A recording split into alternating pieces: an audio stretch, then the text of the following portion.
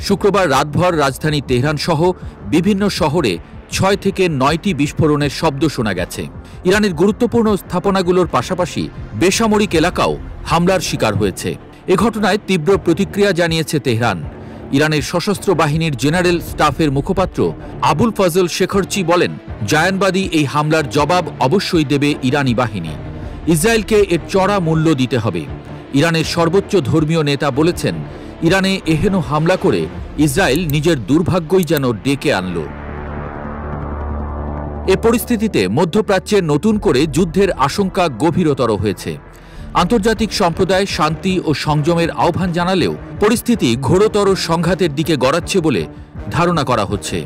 বিশ্লেষকরা বলছেন, অবস্থা যেদিকে মোড় নিচ্ছে তাতে শতাব্দীর সবচেয়ে খারাপ সময় হয়তো দেখতে যাচ্ছে বিশ্ববাসী।